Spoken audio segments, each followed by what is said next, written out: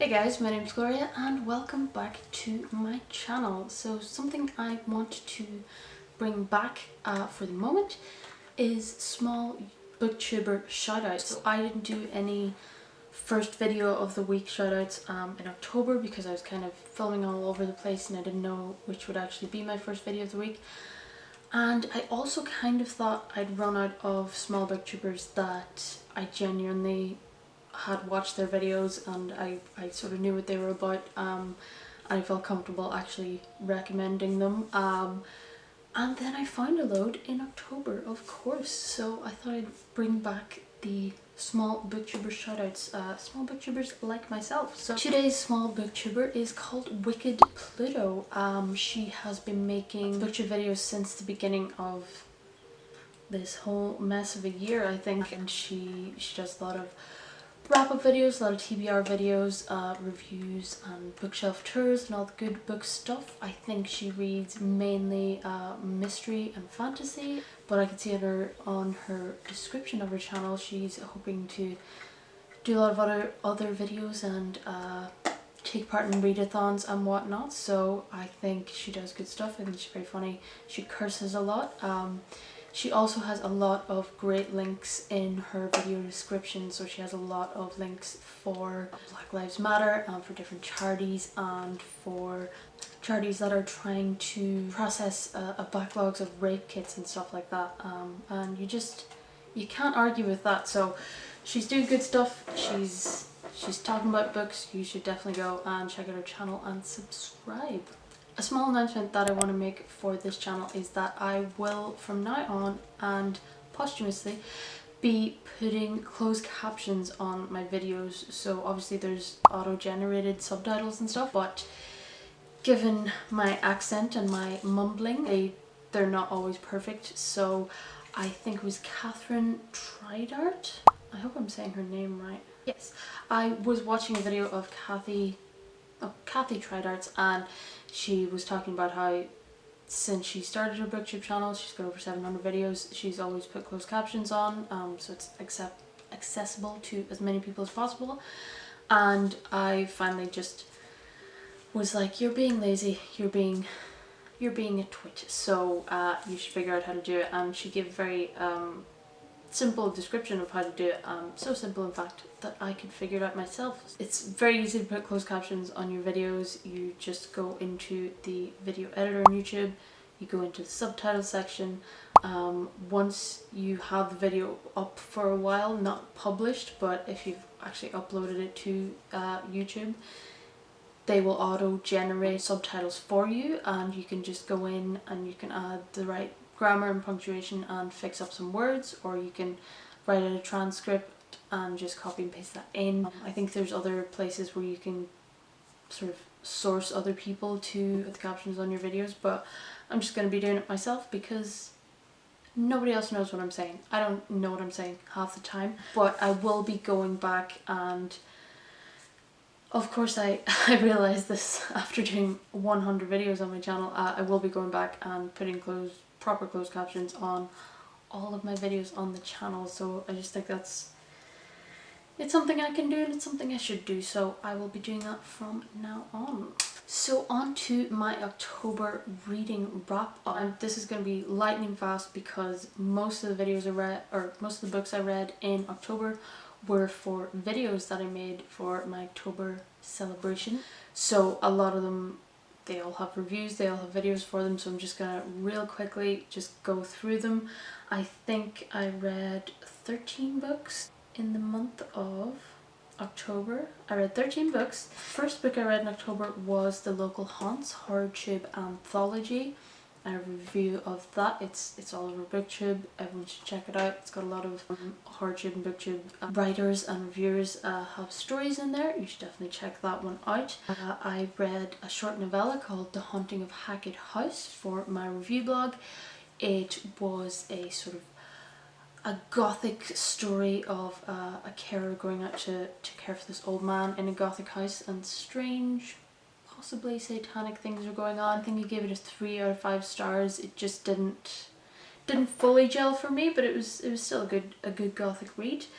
I'll have a review up soon for the next one. It's called The Perfectly Fine House, and it is a terrifying tale of a house that doesn't have ghosts. In a world where there are ghosts everywhere, they find a house that is not in any way haunted and where ghosts don't want to be, and that is terrifying for them. So I'm going to be doing a review of that. I'll also be doing a proper review of Wilder Girls by Rory Power. I got that in Portable Magic Books. This is my stack of all the books that I got from my book subscription box that I have not read yet. It was me trying to start getting through them, a vlog even, and I didn't even vlog any of it, record any of it.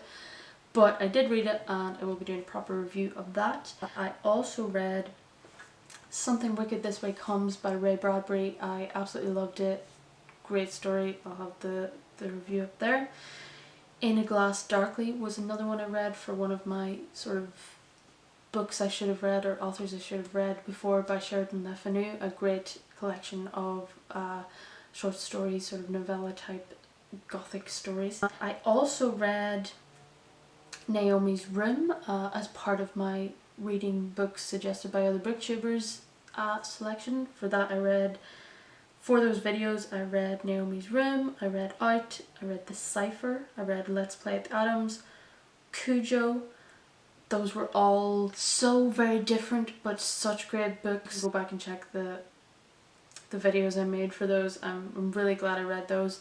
I got suggested those by Alex at Halo Thrifter, by Mers at Harpers in the Trees, and by Sam at Let's Do Reading, Sam Dawson Books. And the last two I read was also part of my sort of vintage reading books I should have read before one, and that was Garden of Shadows by V.C. Andrews and Rebecca by Daphne du Maurier. Not so hot on the V.C. Andrews one. It was fine, just very miserable, but Rebecca by Daphne du Maurier, absolutely loved it, will be reading that one again. So that is a very quick rundown of the 13 books that I read in October for all of my October videos. There were other books that lots of other books I mentioned in the videos there, so you can go back and check on those videos if you feel like it. And now I just want to kind of talk about my terrible reading habits. So I've mentioned this quite a lot because it's slowly driving me insane that I can't stop reading. I genuinely cannot stop. It's sort of taking over my life, and it's stopping me from doing all of the other things I want to do, music, dancing and writing. I am getting some stuff done for NaNoWriMo right now, but it's just, as soon as I finish a book I feel like I need to go on to the next one, and I'm reading them so quickly that I don't even have time to write proper reviews of them or even make video reviews of them. So I can't even say it's, you know, it's because of the BookTube channel. It's just because my brain is just get rid of them. So I meant to read all these last month, bar these two which I just unboxed today. And I was so caught up on all of the videos I wanted to make for October, basically about books that I hadn't read yet. I could have done videos on books I had read, but I had to make them all about books I hadn't read yet. So I just, at the start of the year, I put a Goodreads challenge goal of 75 books, which I thought was ambitious, which I thought was going to be a bit of a push for me. I think I'm currently at 135, which a lot of those were novellas and really short ones, but a few of them were 500, 600, 700 page novels. So my plan for even this video was to announce that I wasn't going to be reading any books in November, or I was only going to read one. But I currently have 11 books in my currently reading tab on Goodreads, which are books that I agreed to review back in September, I think, September and October, and I kind of feel bad that I haven't reviewed those because I was concentrating on my videos and stuff. I shouldn't, because I'm doing it for free and I get to do my own stuff as well. And even though I put up on my blog that I'm going to be taking a break from reviewing for November and December to concentrate on my own stuff, I have 3 more in my inbox that are asking to review, and if they sounded like terrible books I would have no problem saying no, but they sound like books that I would want to read, so I don't know if I can say no to them. If this isn't just first world problems, a booktuber who's reading too many books, like I don't know. If anyone has any tips on inducing a reading slump, I would really appreciate it. But in saying that, I do, for the first time, I kind of have a TBR, I suppose, for November/December. I never really do TBR videos because, I don't know, it just seems, I haven't read them yet, so I don't have anything to say about them. But these are books that I shall be reading in November. So first of all, I have a physical one of this. I just put it in the other room. All of these 11 or 10, I think, were sent to me for review for my blog. The first one is The Ethereal Transit Society by Thomas Vaughan. It's about a cult coming to the end of the world and trying to figure out what their leader was trying to tell them, who's died. That one sounds interesting. I'm in the middle of reading A Song for the End by Kit Power at the minute, which is about a metal band who create this song, they upload it online, and it is a song that has devastating consequences and causes a lot of death. So I'm getting into that one at the minute. That one's interesting. We also have The Thing in the Lake by Connor Metz. It's about a thing in a lake. It's about a monster in a lake who is obviously going to try and kill people. But the author said in the sort of pitch for me to review the book that it's sort of to explore not just the people who are trying to beat this monster, but what happens after that and what happens when you can't beat the monster. I'm not 100% sure totally what it's about. I'm very tired and I cannot remember, but I said yes and it seems interesting.